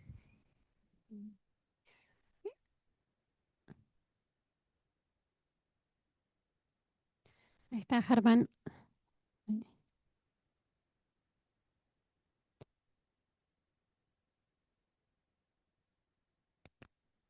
Bueno, buenas tardes compañeros, compañeras. Bueno, nada, para mí yo tenía una inquietud, sobre todo teniendo en consideración lo que viene siendo los últimos años en Europa y también el crecimiento de toda la extrema derecha a partir de bueno, tuvo una campaña de islamofobia y crítica hacia los migrantes, que parte de eso es, de lo cual se alimenta tanto Meloni en Italia, Vox en España, en Alemania mismo la AfD, cómo se viene metabolizando esa experiencia de las migraciones que están sucediendo en Europa hace bastantes años, producto justamente de la intervención de las crisis, las guerras que se vienen viviendo sistemáticamente, incluso con la primavera árabe, y cuál es la intervención de los partidos de tanto de ISAR, del NPA, y también de las corrientes socialistas en general alrededor de esta problemática y cuál es el peso que tienen, si tienen un peso central o se quiere, básicamente cómo se vienen sumando a todas estas protestas que se vienen viendo y que vienen creciendo, sobre todo porque en toda esta situación venimos viendo que, si bien, como decía el Tano, no estamos viendo un desarrollo de las huelgas generales revolucionarias, sí en los últimos años venimos viendo que siempre se repite la misma cuestión de paros generales o huelgas generales históricas, tanto en Inglaterra como ahora en Italia, que vienen superando los niveles de conflictividad y de también, se quiere, polarización entre los sectores de extrema derecha y también, qué sé yo, incipientemente los sectores socialistas revolucionarios. Así que nada, eso. Buenísimo, Ger. ¿Hay alguna pregunta más? No tengo a nadie anotado.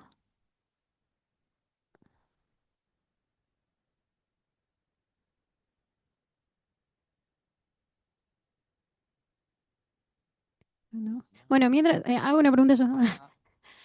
Ahí. Bueno, y después une. La idea es hacerlas ahora y después ellos respondamos y cerramos. Digo, para que alguien le quede después ya. Buenas, mi nombre es Unelén.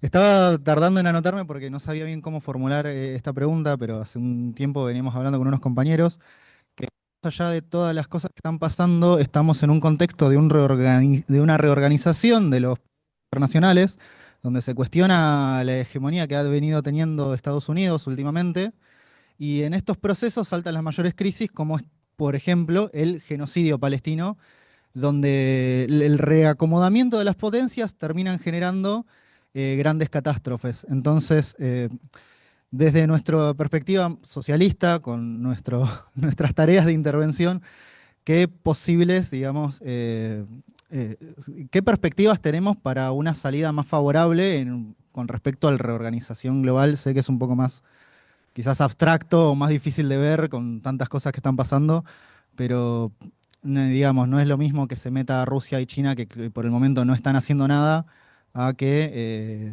o sea, no están tan involucrados con este tema, eh, a que sea solamente una disputa de las manifestaciones desde de lo que consideramos Occidente y cómo frenarlo desde acá. Eh, no, no sé, sigo sin terminar de armarlo bien, pero no quería dejar de mencionarlo. Sí, se entiende, creo, sí. Bien, ahí está. Renzo.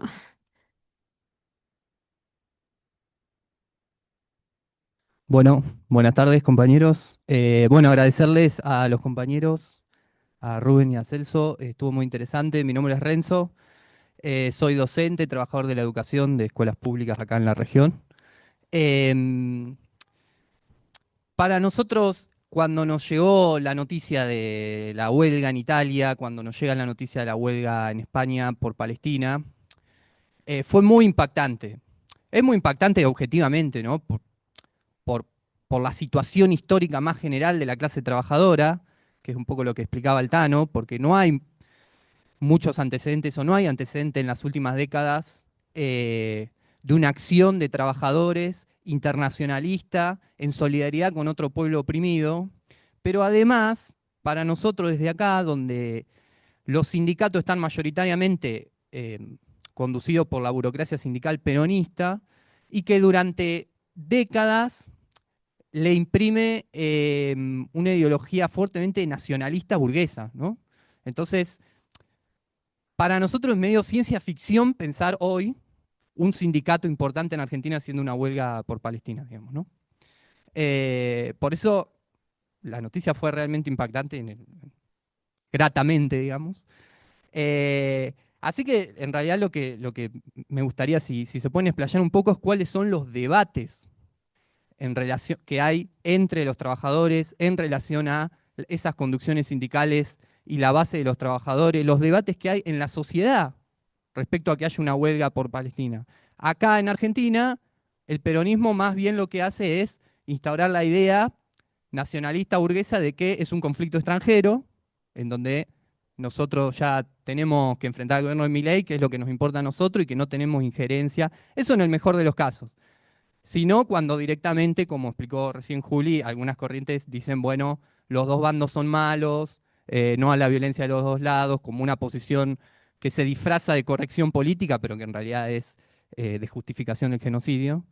Entonces, me interesa si pueden expresarse un poco en esos debates, porque además en Argentina, muy consumido por una agenda política nacional, por las propias crisis políticas que hay acá, pero que se abre una posibilidad de discutir lo internacional, precisamente porque el gobierno de Milei tuvo que ser rescatado por Trump.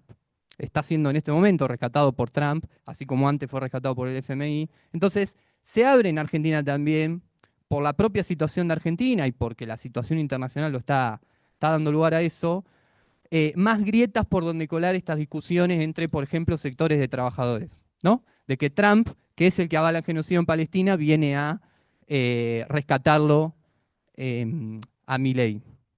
Así que, bueno, esa es la pregunta. Gracias. Buenísimo. Bueno, Sofi y después pasa Malen. Buenas compas, ¿cómo van? Nada, primero, mi nombre es Sofía, soy de Capital, acá de Capital Federal, el centro político del país. Em, no, un poco la pregunta es para el compa del Estado español, de ISAR, cómo Rubén, cómo se organiza, cómo fue surgiendo, digamos, la organización de la huelga estudiantil, ¿no? Un poco de profundizar con eso respecto, bueno, los antecedentes a la huelga, ¿no? Acá, como comentaban algunos compas, venimos un poco más atrás respecto, ¿no? Bien más allá de que está creciendo la solidaridad hacia la lucha por Palestina. En la universidad nos cuesta un poco más como abrir el debate, a que el movimiento estudiantil eh, tome esas banderas. Entonces, un poco para estar un poco en contexto en cómo fue surgiendo, cuáles fueron los debates dentro del movimiento allá en España, sus antecedentes, ¿no? Y cómo finalmente surgió esa huelga que acá se vio con mucho entusiasmo, con ganas de replicarla. Así que nada, esa fue la pregunta. Buenísimo, Sofi. Vale. Bueno, ¿cómo va, compañeros, compañeras? Yo soy Malén, milito en la Facultad de Humanidades de acá de la UNLP. Voy a preguntar algo muy parecido a lo que dijo Sofi recién, me ganó de mano.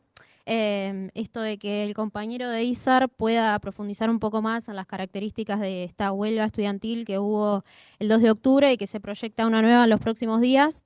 Y agregar capaz que estuve leyendo que tuvo mucha participación también de estudiantes secundarios que en España son estudiantes de la ESO y de bachillerato, si no me equivoco, que que me pareció un elemento súper interesante esta irrupción de estudiantes secundarios que se plantan también en solidaridad con el pueblo palestino, porque bueno, acá en Argentina particularmente se repite mucho esto de que la juventud o los ultra jóvenes se volvieron de derecha, que están, bueno, atomizados completamente por esta lógica del capitalismo y de las redes sociales y TikTok y que no piensan.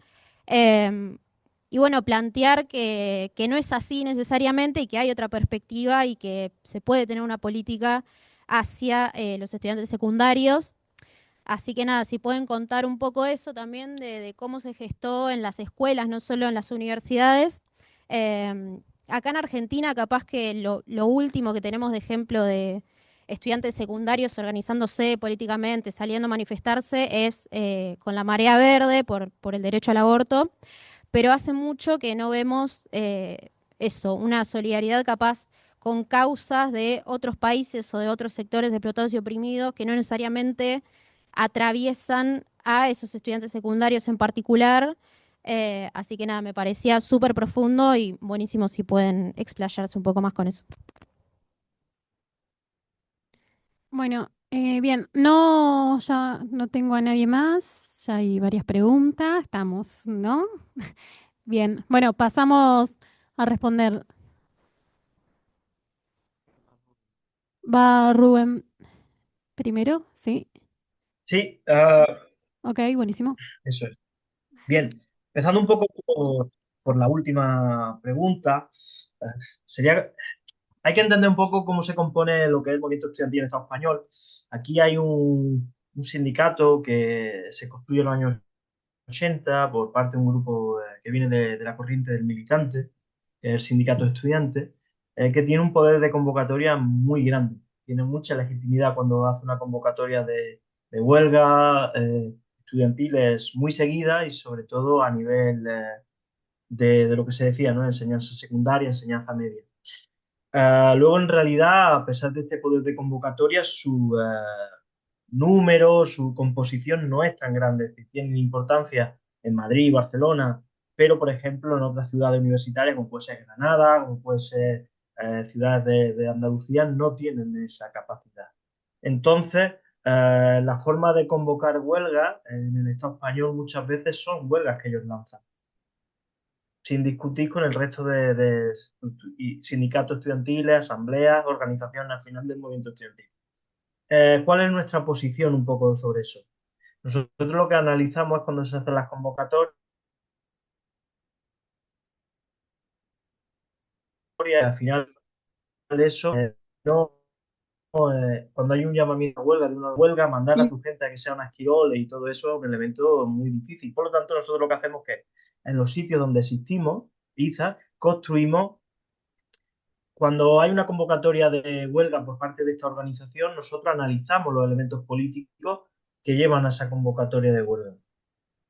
Como suelen ser justos, la verdad, aunque sean por su parte de forma autónoma y todo eso, nosotros convocamos esas huelgas, las construimos y lo hacemos de una manera diferente allá donde existimos.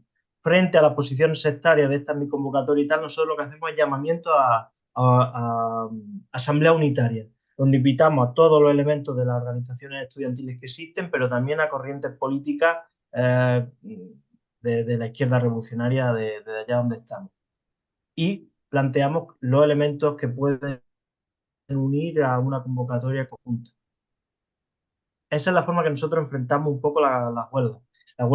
Esta huelga del 2 de octubre es lanzada así por el sindicato estudiantil. Nosotros entendemos que es una convocatoria justa y por eso la hemos construido. Y la convocatoria del 15 de octubre también la vamos a construir, pero por ejemplo, la otra huelga que hubo a nivel de general, aunque pequeña, un sindicato anarcosindicalista que es de los llamados alternativos. Entonces, esa huelga no fue secundada por las grandes organizaciones estudiantiles a nivel estatal, como el Frente de Estudiantes, que está dirigida por el estalinismo, o este sindicato de estudiantes no convocó, no construyó esa huelga. Hay unos elementos muchas veces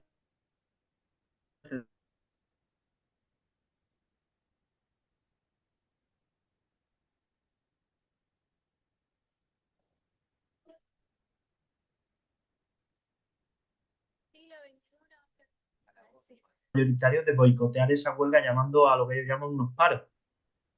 Entonces, unos paros de un par de horas, lo que sea, en los centros de trabajo. Entonces, el peso que tienen deriva toda esa cuestión. Por otra parte, tiene al gobierno y a todos los socios, que es el eurocomunismo, toda la tradición del Partido Comunista, apoyando en realidad el acuerdo de paz.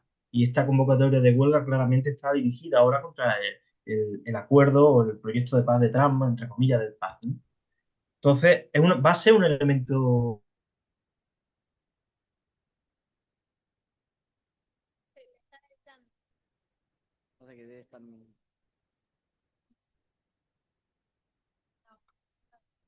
Por lo que decía, porque no se atreven, no se ven capaces de plantear la discusión sobre la cuestión de Palestina en el centro de trabajo donde están presentes, o porque muchas direcciones de sindicatos alternativos están también apoyando al gobierno y por lo tanto no van a movilizar contra las posiciones del gobierno. Entonces, en realidad es una discusión que no es la más favorable. Yo creo que ya veremos cómo sale, pero que la huelga del 15 de octubre será a nivel de seguimiento humilde. Ya veremos. A nivel de extrema derecha, en el Estado español hay un crecimiento y un envalentonamiento muy importante. Bueno, no sé si habéis visto lo que pasó en verano con la cuestión de Torre Pacheco, ¿no? El pogromo, la cacería que se hizo contra migrantes. Allí, evidentemente, ¿qué es lo que pasa? Que toda la política antisocial de este gobierno, que es de izquierda y que además se vende como el más progresista de la historia, alimenta a la extrema derecha. Esa es la realidad.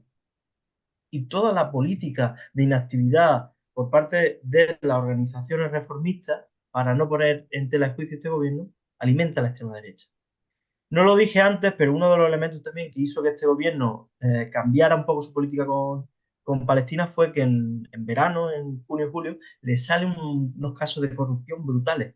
Los secretarios de organización del Partido Socialista, dos de ellos, están acusados de corrupción por mordidas, por llevarse comisiones en contratos públicos, ¿no? Entonces, imaginaros, un objetivo un poco de cortina de humo también de este gobierno era apoyarse en la cuestión de Palestina para, bueno, desviar la atención de lo que estaban haciendo. Entonces, la situación en el Estado español también merece la pena reflexionar sobre esa cuestión. De hecho, me hacía mucha gracia lo que comentaba la última compañera, aquí el discurso con la juventud del mismo.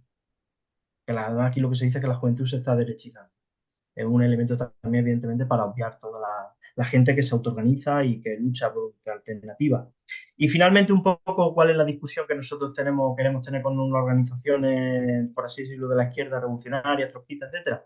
Nosotros creemos que hay mucha deficiencia en esos elementos.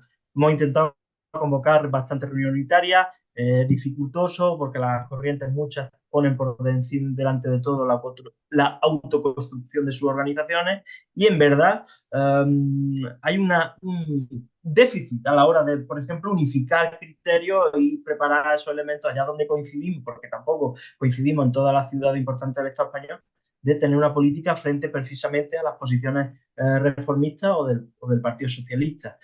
Entonces, una tarea que está por ahí. Evidentemente, todo el mundo de la izquierda revolucionaria, sobre todo trotskistas, va a apoyar la cuestión de Palestina, va a criticar el genocidio, no va a defender la política de los dos estados, evidentemente, pero luego en la práctica, tanto en los centros de estudio como en los centros de trabajo, es donde verdaderamente podríamos dar una respuesta útil.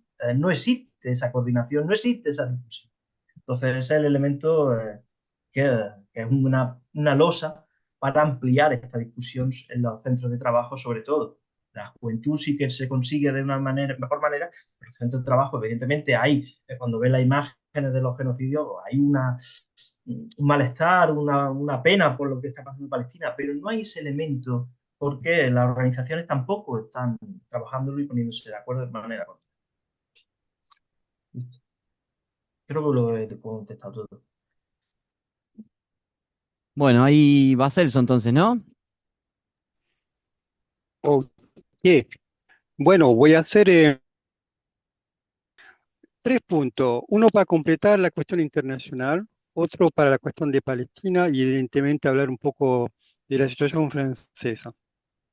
Por el punto internacional, durante la charla tuvimos un informe que recibimos de compañeros encargados de seguir el trabajo en Madagascar. Madagascar es una isla que está en la parte oriental de África, importante, que tiene una intersección, imperialismo francés, estadounidense y también chino. Y la juventud se está contestando de manera muy radical el poder político. Entonces, hace 15 días que hay manifestaciones importantes y hoy día ocuparon la capital y un sector del ejército se puso a defender los manifestantes y está enfrentando a las Fuerzas Armadas. Bueno, eso no ocurre mucho a menudo. Eso abre también algunas perspectivas que evidentemente son complejas, para decir que, bueno, esa cuestión de rechazo del capitalismo no es solamente una especulación nuestra, hay algo de mucho más potente y que se está realizando. Entonces, no hablamos de manera abstracta. Entonces, para decir que ese punto tenemos que estudiarlo, porque nosotros tenemos que tener pendiente tres momentos de toda esta conciencia internacionalista. Primero tenemos que luchar, tenemos que estudiar y tenemos que organizar. Entonces, esto es muy importante porque aunque esté lejos, tenemos que comprender que estas situaciones están confluyendo en un mundo y un mercado capitalista que tiene problemas y leyes comunes. Y la reacción de la juventud obrera va a reaccionar de manera diferente pero convergente. Entonces, todo este punto es importante. La cuestión de Palestina es compleja porque, por ejemplo, miren, tenemos evidentemente la presión de la extrema derecha, pero Italia está dirigida por la extrema derecha. Eso no impidió un movimiento importante de la clase obrera en solidaridad con Palestina. Pero hay que tratar de comprenderlo de manera contradictoria, porque evidentemente es, como lo decía Altano, algo de muy importante, pero también es una maniobra de sectores sindicales para no enfrentar también a la patronal italiana sobre temas esenciales de las condiciones de vida de los trabajadores en Italia. Entonces ven que no es tan fácil de comprender los elementos dinámicos. Es algo de muy progresivo, pero también hay maniobras. Entonces nosotros tenemos que comprenderla. No es para disminuir la importancia del problema. Por ejemplo, en Francia nosotros miramos con mucha envidia lo que pasa hoy día en Italia, porque en Francia no hay nada. Naciones muy pequeñas, tuvimos que pegar legalmente para tener reuniones, asistir, incluso en la universidad.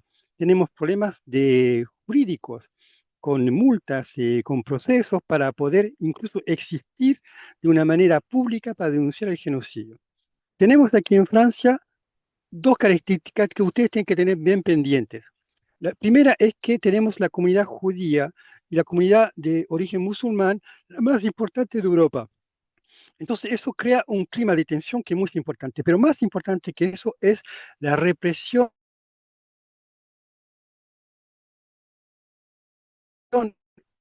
estatal.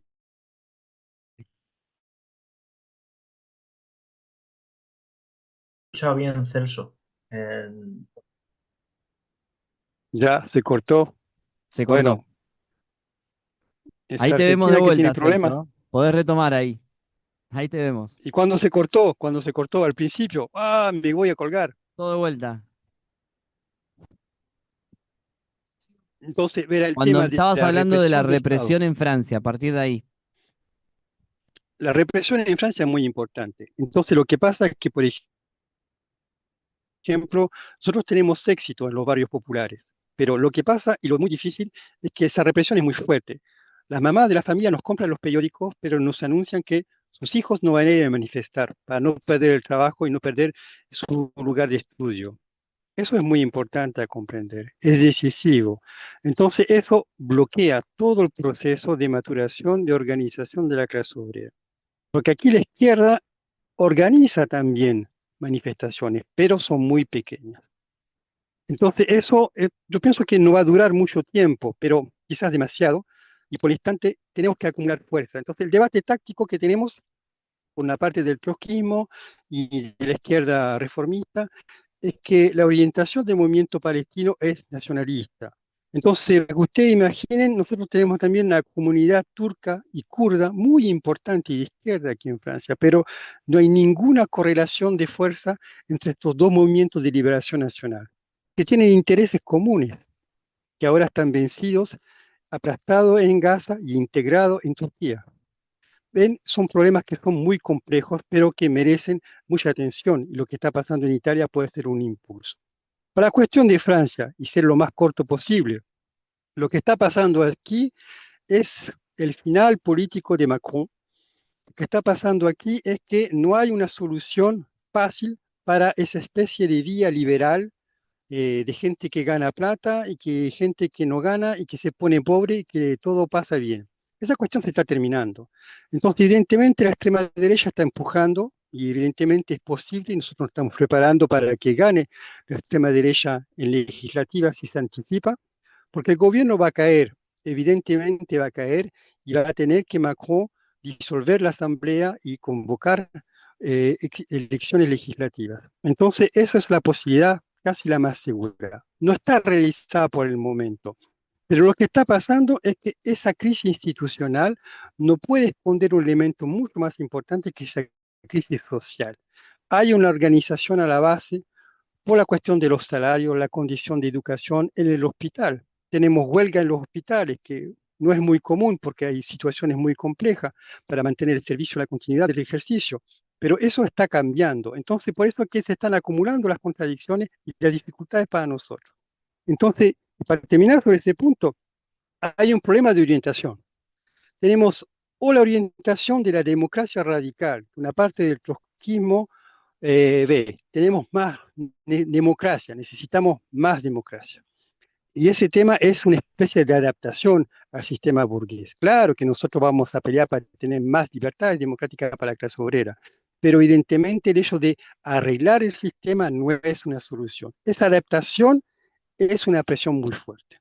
El último problema que tenemos es el combativo superficial, de gente que dice que va a pelear, organizar la pelea, coordinar, pero finalmente no hace nada porque piensa que la situación no es favorable. Son dos trampas y nosotros tenemos que encontrar una tercera vía. Esa tercera vía es la organización, la acumulación de relaciones para crear equipos que trabajen juntos, de tradiciones diferentes, para poder organizar más allá de nosotros mismos la posibilidad de cambiar o organizar más allá lo que hacen las centrales sindicales. Entonces, bueno, es una tarea que puede venir muy rápido y esa es un poco nuestra apuesta. Gracias, compañeros. Algunas cosas como para darle un cierre.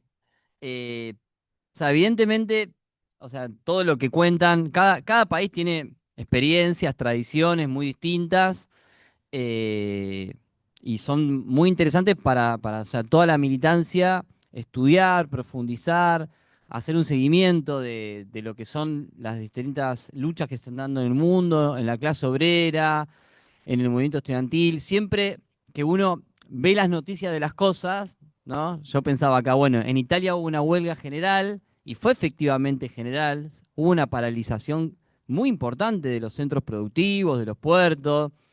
Después vemos que en España va a haber una huelga general y después tenemos un compañero militante de ahí que te cuenta las dificultades, ¿no? Y bueno, las previsiones y los límites que tiene eso, producto de que las direcciones de la burocracia sindical, de lo mismo que vemos acá, boicotean la propia huelga general. Entonces, cómo desde abajo uno pelea para que eso sea real. Entonces, bueno, lo interesante que es poder tener una mirada directa de los acontecimientos para poder tomar una dimensión más concreta, más real, y también para ver acá las diferencias, las similitudes, ¿no?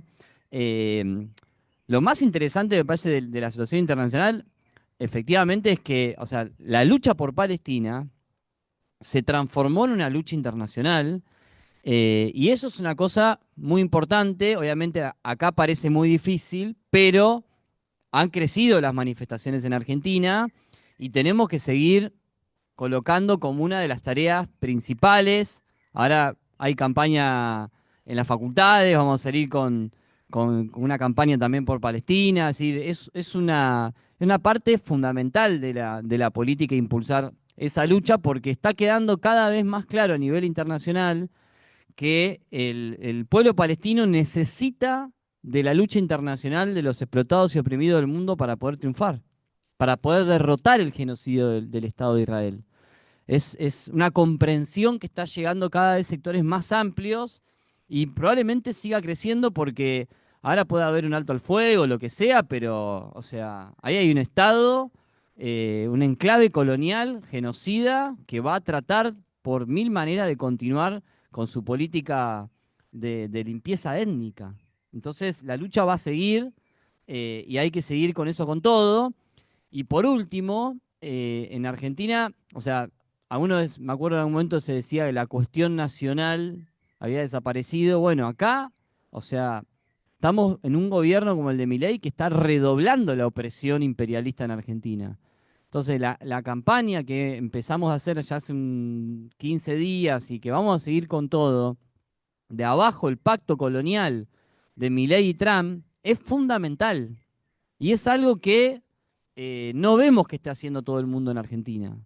O sea, se denuncia la deuda externa, el FMI, pero acá, o sea, hay una profundización de los lazos de sometimiento colonial imperialista sobre Argentina que bloquea cualquier tipo de posibilidad de mejora social para el conjunto de la clase trabajadora y anuncia nuevos ataques mucho más profundos para el movimiento de masas en Argentina, porque la presión del imperialismo es la presión por hacer una reforma laboral, por hacer una reforma impositiva a favor de los sectores más ricos de la sociedad, por hacer una reforma de las jubilaciones para aumentar la edad jubilatoria, no solamente para bajar los salarios de los jubilados, sino para aumentar la edad jubilatoria, como hizo Macron, como hizo Bolsonaro.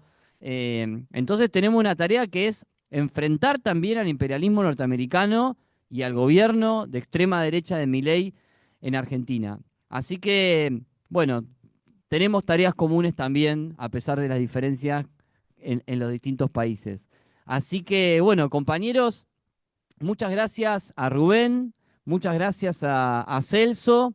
Vamos a seguir haciendo estas experiencias de intercambio internacionales que son muy ricas. Así que bueno, un aplauso para los compañeros y para todos.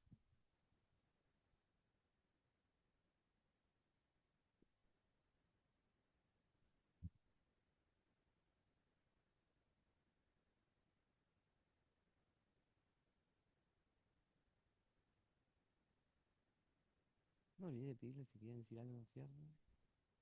Pará, ¿quieren decir algo para cerrar? ¿Un saludo, algo? Yo no sé qué hablaron ahí por eso. Solamente despedirlo y agradecer a los compañeros por todo lo que están haciendo, sobre todo pensando con la cuestión de Palestina. Están tratando de destruir a Palestina, pero se está palestinizando el mundo, que finalmente Palestina es el nombre hoy día de la injusticia. Entonces, saludos compañeros y que le vaya bien. Yo, por no repetir, les vemos el 24.